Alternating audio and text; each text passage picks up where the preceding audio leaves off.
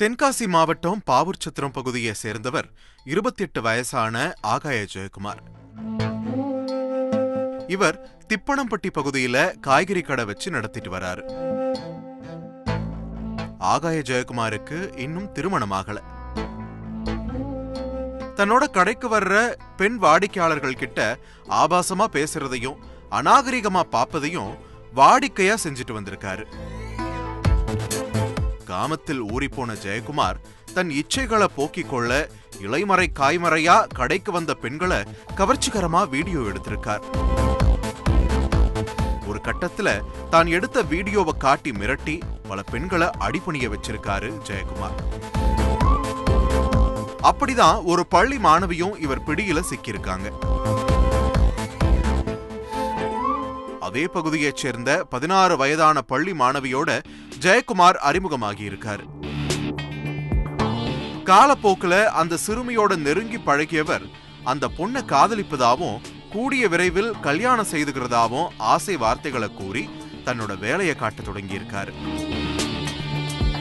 ஜெயக்குமாரோட வார்த்தைகளை அந்த சிறுமி நம்பி இருக்காங்க.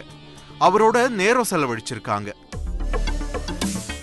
பள்ளி மாணவிக்கு அது காதலா தெரிஞ்சாலும் ஜெயக்குமாருக்கு தன் பொறியில் சிக்கிய இறையாதான் அந்த மாணவி இருந்திருக்காங்க. காதல் காரணங்களை சொல்லி கைப்பிடித்த ஜெயக்குமார் ஒரு கட்டத்துல அந்த சிறுமிய பாலியல் வன்கொடுமைக்கு ஆளாக்கி இருக்காரு. தீ சுடுங்கிறது சுட்டுக்கிட்ட பிறகுதான் தெரியுங்கிற மாதிரி ஜெயக்குமாரோட நோக்கத்தை புரிஞ்சுக்கிட்ட அந்த பள்ளி மாணவி தன்னோட தப்ப உணர்ந்து ஜெயக்குமாரோடு பேசுவதையே நிறுத்தியிருக்காங்க.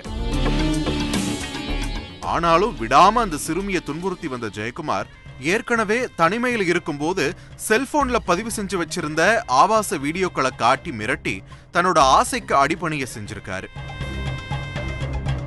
அந்த கொடுமைகள் தொடர்ந்த நிலையில தான் மாணவியோட நடத்தையில மாற்றத்தை கண்ட அவரோட பெற்றோர் மகளோட செல்போனை ஆராய்ஞ்சிருக்காங்க. அதுல ஜெயக்குமார் அனுப்பிய ஆபாச வீடியோக்கள் இருந்திருக்கு. உடனே துளி கூட தாமதிக்காம ஆலங்குளம் அனைத்து மகளிர் காவல் நிலையத்துல புகார் கொடுத்திருக்காங்க. அந்த புகாரின் பேர்ல வழக்கு பதிவு செஞ்ச போலீசார் ஜெயக்குமாரை பிடிச்சு விசாரிச்சதோட அவரோட செல்போனையும் அலசியிருக்காங்க. அதுலதான் ஜெயக்குமாரோட அந்தரங்க உலகம் அம்பலமாகி இருக்கு. இந்த சம்பவம் தொடர்பா போக்சோ வழக்கு பதிவு செஞ்ச போலீசார் ஜெயக்குமாரை கைது செஞ்சு சிறையில் அடைச்சிருக்காங்க.